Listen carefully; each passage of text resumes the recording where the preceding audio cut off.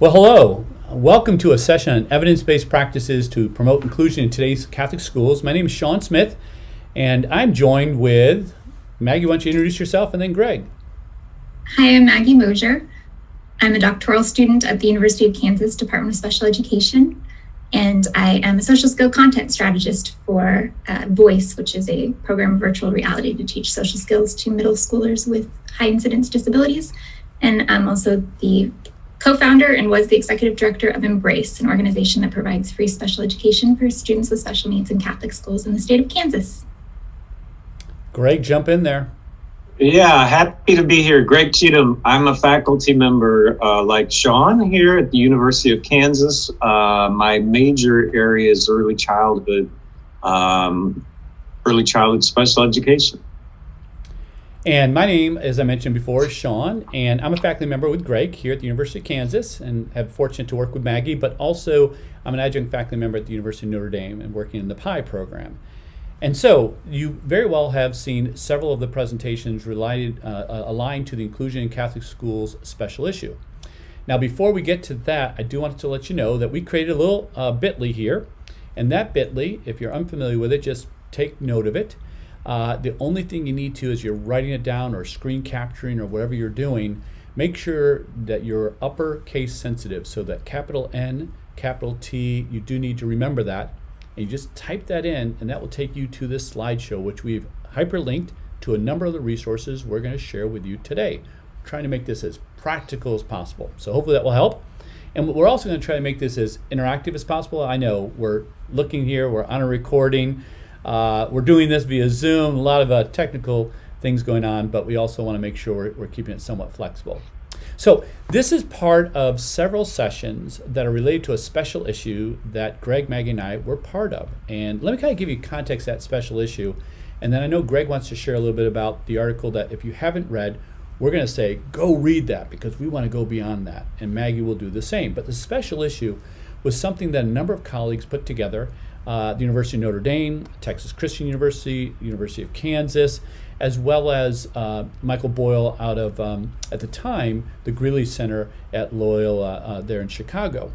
But we want you to know that this is one of several articles that talk about inclusion, special needs, and a number of other components, including evidence-based practices. And that's where we come in on this one. So Greg, why don't you give us a little kind of connection between what we wrote, since we're going to kind of build upon that the rest of the session. Well, I think what we wrote for the special issue was, what would you say, an introduction to inclusionary practices that can be used quite readily by Catholic educators. And so we have different areas of academic, what would you say? Academic areas like reading areas, and, yep, yeah. Yep.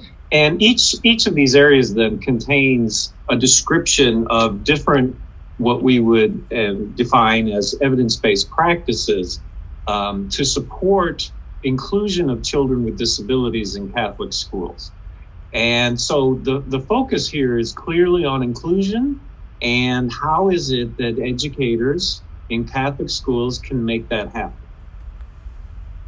And Maggie, I know from your work with Embrace and working with Catholic educators for years, this has been a bit of a, can I say, bugaboo? Yeah, it's been a challenge. I worked for 6 years in special education in public schools before I worked for 10 years as a special education teacher in Catholic schools. And it is a challenge. We don't have the resources that are often available professional development wise, also that a lot of the public schools are provided. And so it's hard to know, where do you go to find this information? Where do you go to make sure that your kids that are already in your schools are fully included? And then the kids, their siblings that aren't in your school but really want to be, how can we include them? And how can they become a part of the classroom and be successful? And a lot of the ways we do that is through inclusionary practices and evidence-based practices to help our teachers be able to serve them well.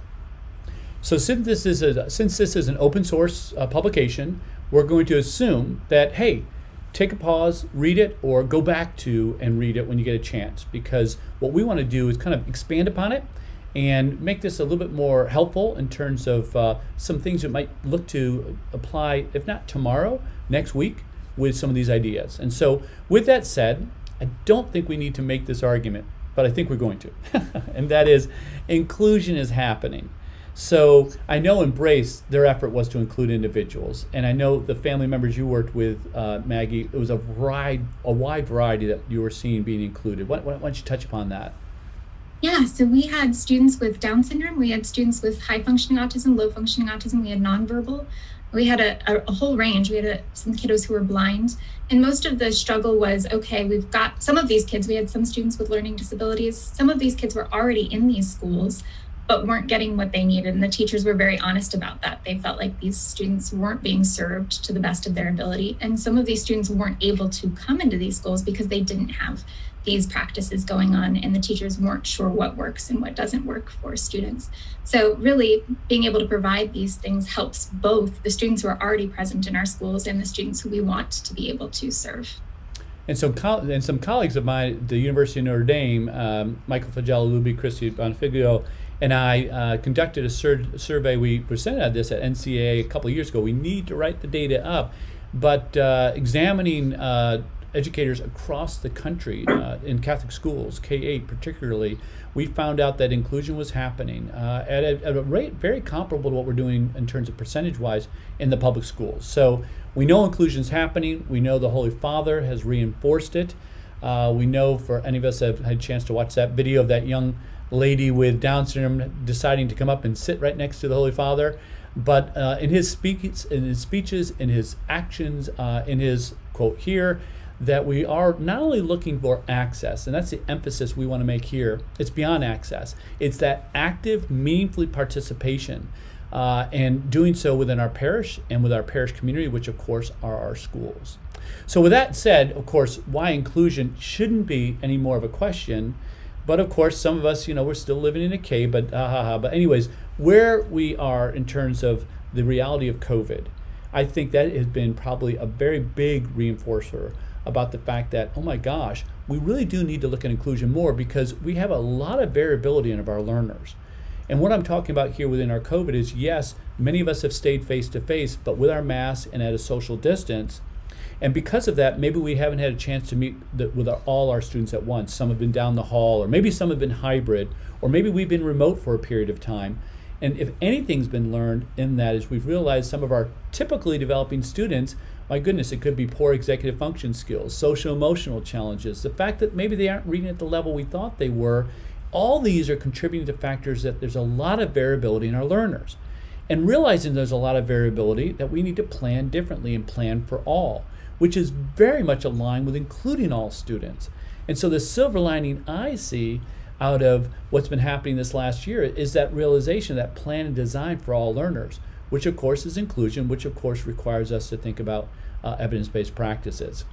And one of the things I want to emphasize is the fact that when we're thinking about these efforts to include evidence-based practices, and that's what we want to focus, and that's what our article focused in on, was if you're going to facilitate inclusion, we need to do it through practices that we know work. And fortunately, we don't need to reinvent the wheel. Many of these are out there. Now you may say, well, Sean, where do I find these evidence-based practices? I'll get to it. But why? Why are they essential to inclusion? Well, evidence-based practices we know have been found to make things more effective, more efficient, increase academic, increase the reduction of behavioral challenges, increase and address social-emotional considerations, and overall the efficiency. So we know we can actually not only be effective, but also do so in a very timely manner for a variety of different learners. Now, yes, we need to put up there the definition. And the reality is they're validated. We know they work through a variety of different resources, through articles, publications, reports that brought them together, etc. Now, our effort isn't to say, oh gosh, then you need to know what these evidence-based practices are and you need to read the journal articles. That's not our purpose. There's a variety of resources out there that are increasingly collating them for individual classroom teachers, but also for our diocesans that are across the Archdiocese that are thinking of revamping some of our efforts for inclusion or curriculum design. It may be from the building level, where we go to look for some of these resources and then collectively try to bring them into the general education environment. And we don't see this as, oh, these are effective practices to do off in a special education resource room. No, to be successful in Catholic education is going to be with the rest of their peers in that general education environment. So here are a few resources, and these are all hyperlinked. to resources that take us to places to share with us practices that we know work, global practices. And as Greg was mentioning in the article that we published, we talk about some, and we talk about how they apply to literacy and different areas of development, social emotional development, etc. But what we want to do also here is emphasize the fact that, well, the Institute of Educational Sciences, What Works Clearinghouse, gives a number of resources. If you're looking for specific populations, as Maggie mentioned, autism is clearly a population of students that we're including more. This is an awesome resource that not only includes evidence-based practices, but modules to teach you how to use those practices. Everything from social narratives to video modeling and a list of other things that are not only relevant for autism, but also relevant for a number of individuals with similar types of challenges. Increasingly, there are also practices that are not necessarily seen as evidence-based, but simply just high leverage. And I want to go here real quick. Well, actually, no, I won't take us away from there. But these are hyperlinked, as you can see. And these are two different types of practices I just want to emphasize. The Teaching Works is something that was created over the last 10 years that are very focused on 19 unique practices for general educators. But they're the types of things that we could apply tomorrow. Now, these high leverage practices in special education expand and support. So, for example, 4 of these practices in the high leverage special ed is focused on collaboration, how we work together as professionals. And it could be across our grade level. It could be across grades. It could be the support with our parents. It could be whatever else the parent has. It may be a reading specialist. It may be a Title I specialist to be able to utilize those resources. And they talk about how to do collaboration in a very meaningful way. So in a way, they kind of offer the blueprint. They offer a pathway to facilitate that. So with that said, Maggie's going to jump into some very quick but very purposeful evidence-based practices that we can bring into our classroom, if not tomorrow, later on next week or with some planning next month, that are very meaningful towards that inclusion of all learners. So go ahead, Maggie. Okay, great. So as Sean was saying, we have all of these practices, but the first thing I want to start out with is this isn't a guessing game. It's not like you spin the wheel and you figure out like the forecast, you throw a dart and that's what it's going to be today. It's not that. This isn't a bunch of things and you choose which one works based on what you're reading today. What you're really going to want to look at is the student, the environment, the resources you have available, your strengths as an educator. So be thinking about that when you're also thinking about the practices we're going to talk about next. And one of the reasons we are also bringing this up is a lot of times I'll hear from educators in all school buildings, that I taught that. Shouldn't they know it? I taught it. I've taught that a number of times. Why don't they know it? And I think that these evidence-based practices that you're going to read in the article and some that we're going to present today help to take that I taught it, that's knowledge, to I gave them the skills and the practices and the needed resources to learn it. And so that's what we're going to kind of look at today. So we'll start with prompting. Again, a lot of evidence-based practices are in the article you're going to read, but I'm going to break some things down and give you some resources in the specific slides. So the first one, prompting, we've all done it at some point in time. It has many different versions. What I want you to try to avoid is the full physical prompt. We use that a lot when we're talking about errorless learning. Sometimes we'll use full physical prompts where it's hand over hand and I'm doing it with you and I'm making sure you don't do the wrong thing or choose the wrong thing. That actually is the kind of prompting that we want to do least with students. We want to kind of do more of the model, the visual, the verbal, the gestural, the positional, and the environmental prompting. And these are all written out for you. A model obviously is just, I'm going to demonstrate for you. I'm going to show you. I can do that completely. I can do the whole thing I want you to do and then have you do it. I can do a part of it and have you do it. So I'm just modeling it for them. Providing visuals can be anything from picture schedules to written words to video clips to little bitty word makers that you put in there when you want to cue them. A lot of our Catholic schools are moving towards PBS and some Superflex or different things. And some of that's even just visual cues. Some of those are easy prompts to say, hey, this is what I need you to be doing, or as a reminder. They can be verbal, but I want you to think about when you're thinking about verbal, this isn't re-instruction. So I'm not verbally prompting you to have you learn again. I'm verbally prompting you to remind you what I've already taught you. So verbal prompting as well. Gestural, the movements and the pointing. Positional is one that we don't use a lot, but it works really well. Putting something, for example, we know in early childhood, Greg's going to talk about some of that, but we know if we want a kid to do a cross-body movement, just putting the fork, the knife, and the spoon on the other side is a positional prompt to help you to make that cross-body movement. It's putting it in a direction or a place to help you to do what I want you to do or to learn a task. Environmental also, I'm arranging the environment so that you'll do the behavior I want you to do. We see that a lot in the younger years with ropes. A lot of times when we're trying to teach a child to walk in the hallway, we'll give everybody a rope and they'll hold it. That's kind of an environmental prompting. I'm trying to show you this is the only place you can go. This is the only section I want you in to prompt you to do the correct task.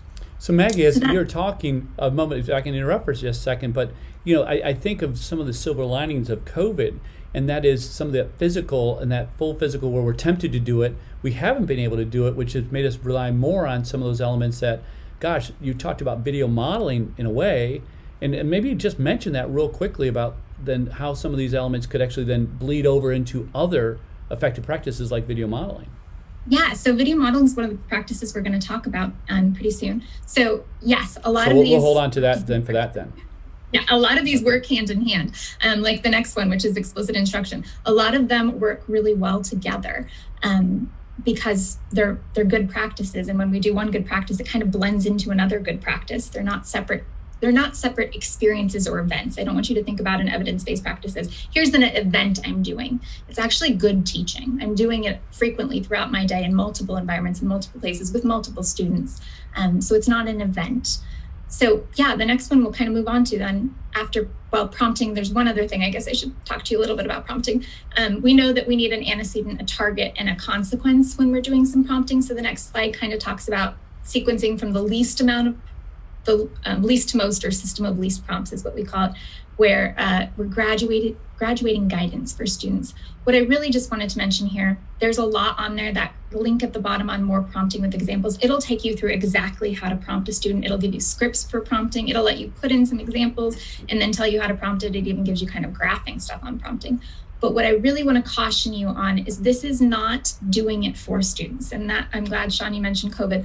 This is not me learning or you depending on me, because I'm not going to college with you. You cannot depend on me. I need you to do this independently. So this is me providing support and slowly fading that support away.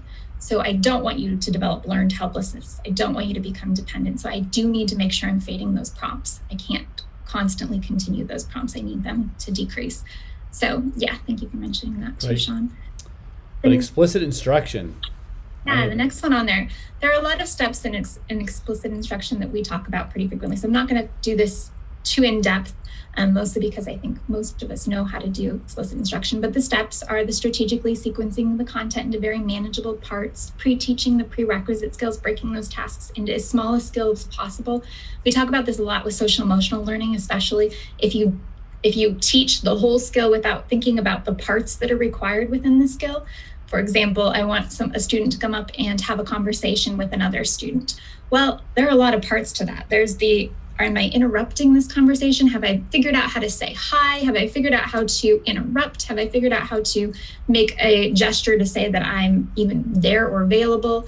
Do I know how to make eye contact? Do I know how to use correct verbs? Am I loud enough? There's a lot that goes into that little bitty task. And so we really want to break those tasks down and teach all of the pieces in clear and concise ways, and then model that and demonstrate that, scaffold it. Again, there's some prompting within scaffolding, and then constantly monitor the progress of the students.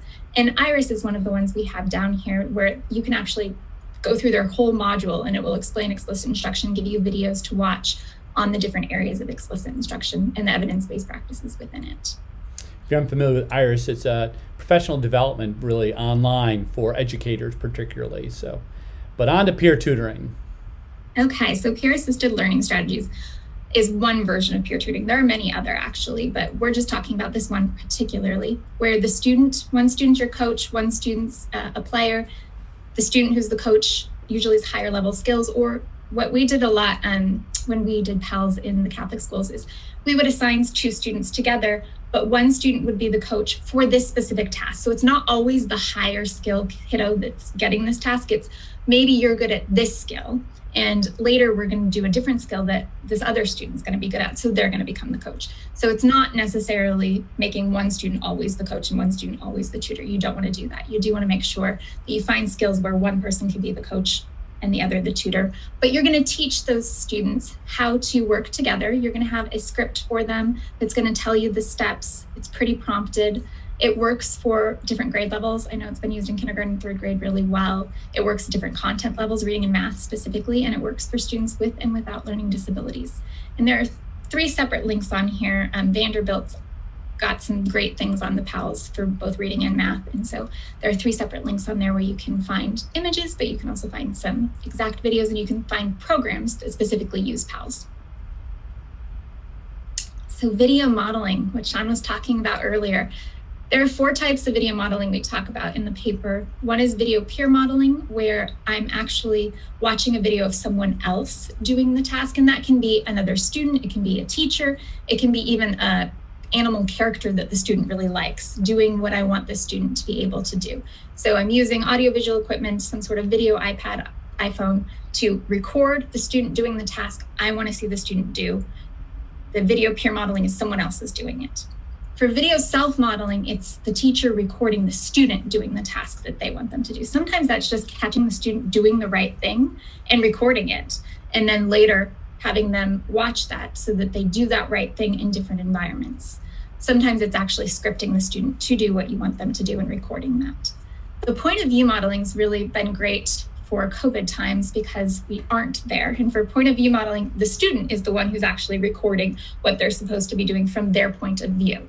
So it's I'm walking with the camera and recording what's going on from my point of view so that I know all of the surroundings. It's the closest version, what we would say when we're looking at tech in virtual reality, is the closest version to point of view modeling, because you're in that environment, you're going around and you're seeing from that specific spot. You're not watching something, you're kind of doing it from your vantage point.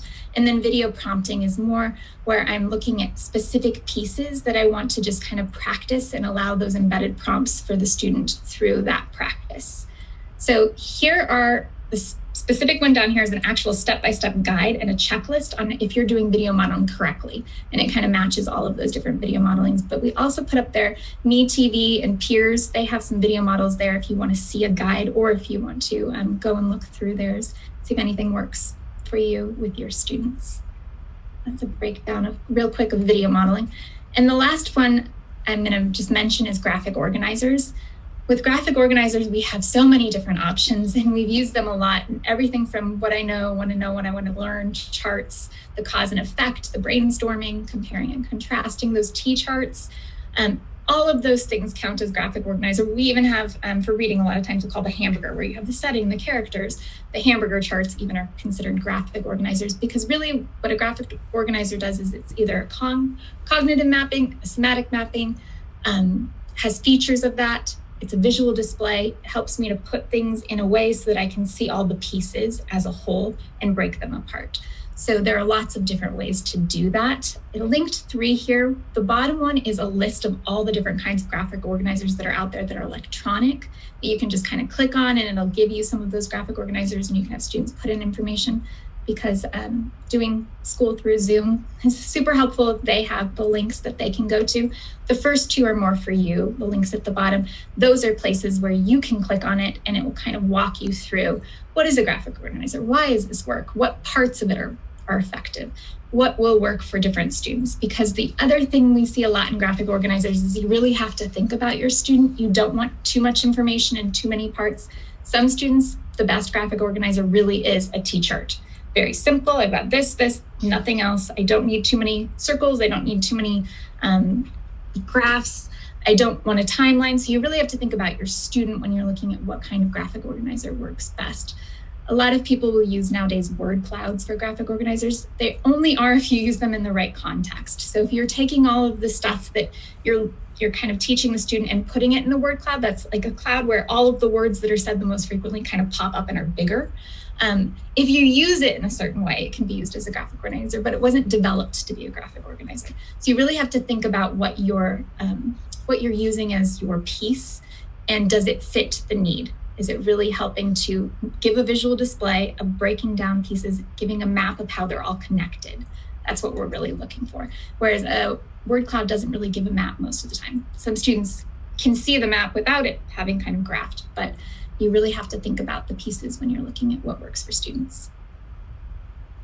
So one of the things, Maggie, that was awesome. And of course, what our hope, back to getting a link to this Google slide presentation, is to go into the resources for that direct application. And of course, we just tip of the iceberg on some of those elements. Now, one of the things we didn't have an opportunity to do in the special issue was really think about these practices as it relates to early childhood, and so relevant, especially for increasing the number of our Catholic schools that have, like our local parish, a 3, 4, and 5 program. And it's a great way, first of all, to get our students ready to come into our K-8 program, but also to be able to facilitate and support the entire parish, all the families, and a number of different things. And so we wanted to take this time in a way to kind of explore a little bit of these evidence-based practices in early childhood. And Greg, it's all you. Yeah, thank you. Well, so one of the important parts for the early childhood years is family involvement. And while, that's certainly true for older children and older students, the role of the families is much more emphasized in the early childhood years. And in fact, the main professional organization within our field, which is the Division of Early Childhood, and they are a division of the Council for Exceptional Children, they talk about the importance of collaborative decision-making with families regarding evidence-based practices, including their implementation and selection. And so that's an important part here, where families and children bring their own culture, their own priorities, their own natural routines. And we want to take those as strengths and incorporate those into evidence-based practices. So I would encourage you, if you get a chance, to follow the URL for DEC recommended practices. There's many recommended practices. Not all of these would qualify as evidence-based practices. Some of them, as Sean mentioned, the term earlier, high leverage practices.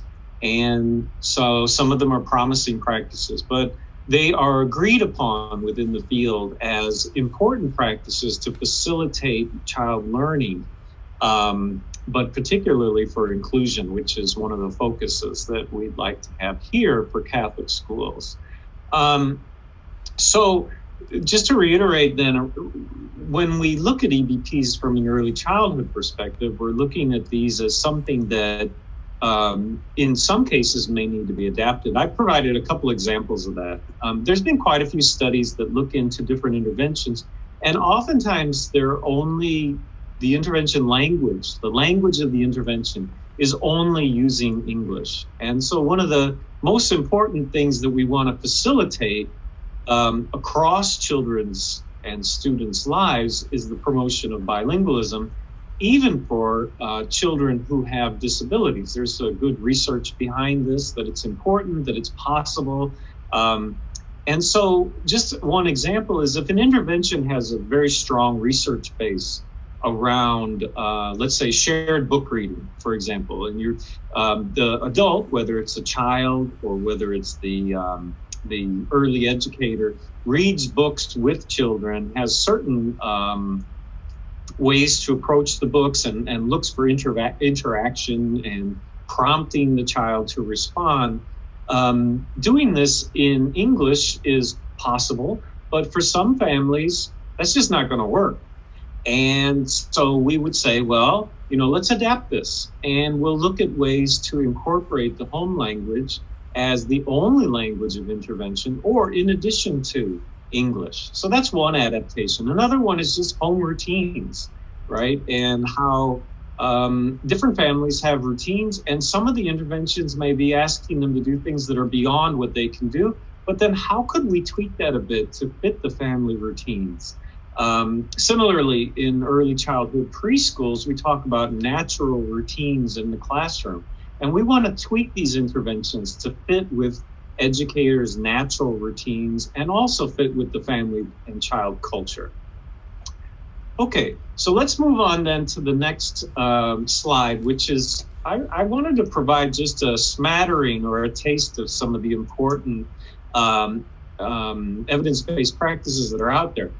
There are many, and they're wonderful practices that can be considered to address a variety of individual students and child's needs. So the first one that I want to talk about here is called Stay, Play, and Talk. And this is an early childhood strategy designed to increase preschool children's social interactions with peers. And in fact, some of what Maggie talked about, and Sean a bit too, around prompting, peers, some things like that are built into this. So it's not like these are just totally out of the blue. They are part and parcel to the kinds of strategies that Maggie presented earlier too. So in this case, for the Stay, Play, and Talk, this is a wonderful way to look at social interaction. How can we provide this kind of support for children who struggle with initiating, with sustaining, and then ending, moving on to something else? These kinds of everyday play behaviors that we take for granted, right? And the idea here is that we recruit typically developing peers to support those interactions of a child who has a disability. And the child has a disability that results in difficulties with, again, initiating and maintaining peer interactions. So in this case, we identify a target child who has a disability and some weaknesses in this particular area.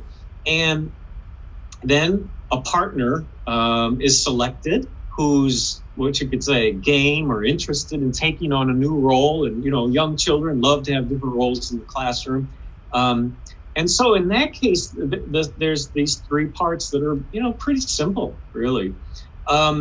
The typically developing partner is taught to stay near the target child, play with the target child, and talk to the target child.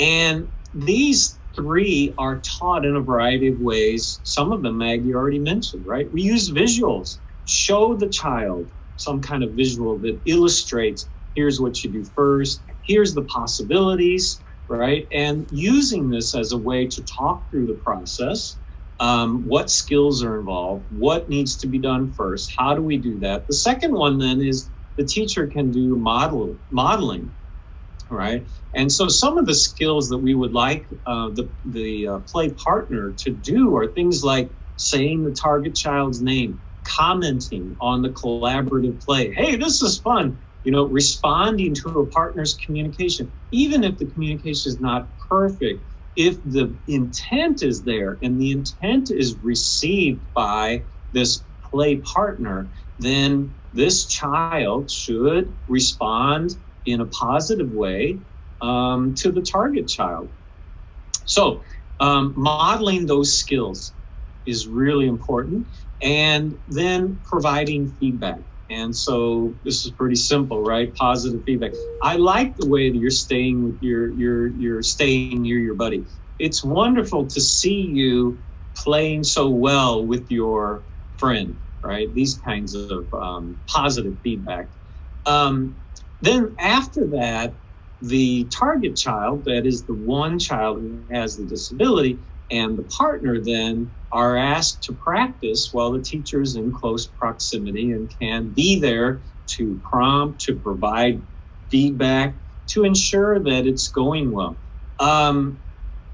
Moving forward, these two children can be assigned as partners for different centers, for playtime, for outdoor time, for lunchtime. I mean, there's just so many possibilities to do that.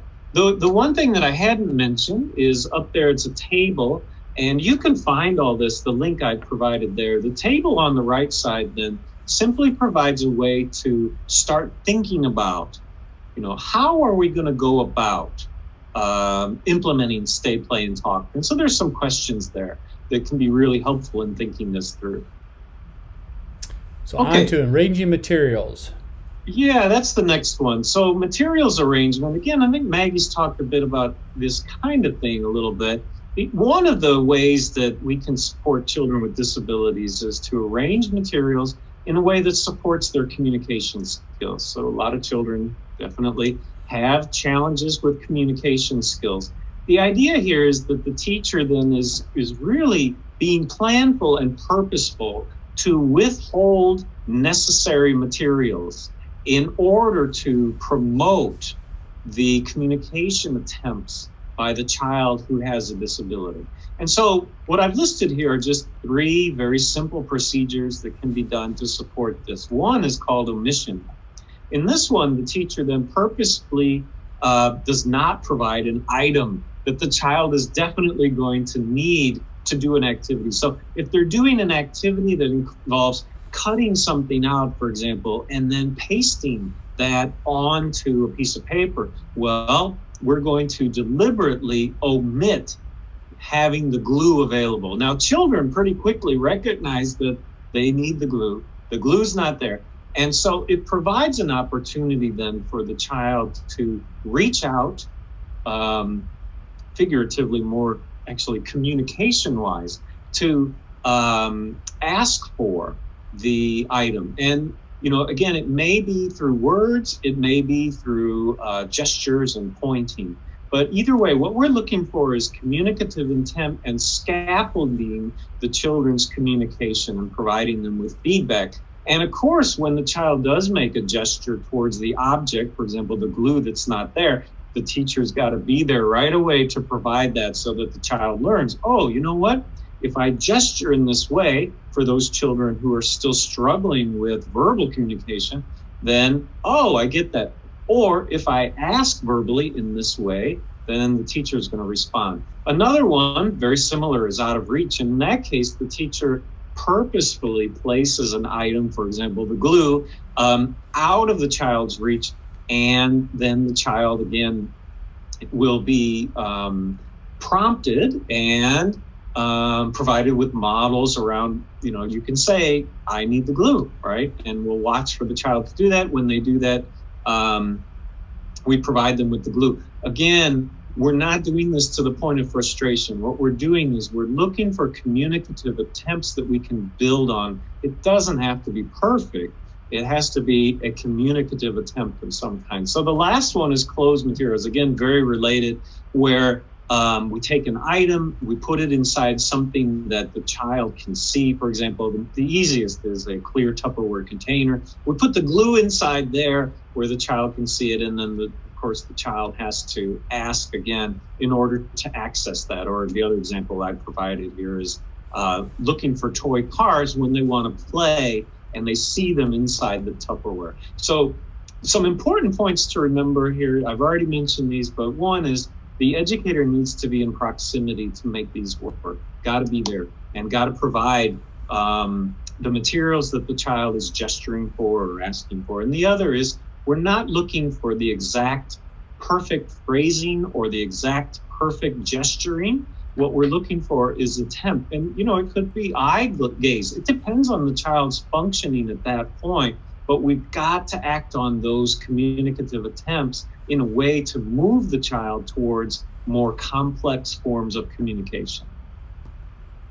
And I know the final slide here is just the place where I was able to access these. So there are quite a few resources available. Sean's mentioned some of these, and definitely in the article for older children, we have listed quite a few. But here's one that was not in the article for those of you who are interested early childhood, as a place to look for evidence-based practices, including specifics on how to get this done and what's the research base behind these.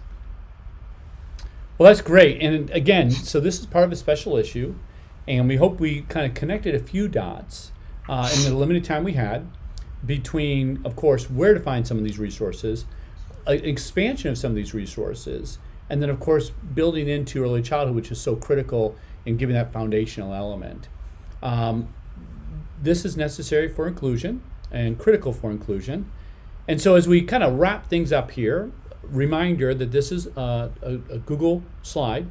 The links that we all have referenced are hyperlinked, so when you get back and click on that bit.ly that we gave you, you'll be able to access it, and we'll add our email addresses as well if you wanted to follow up via email.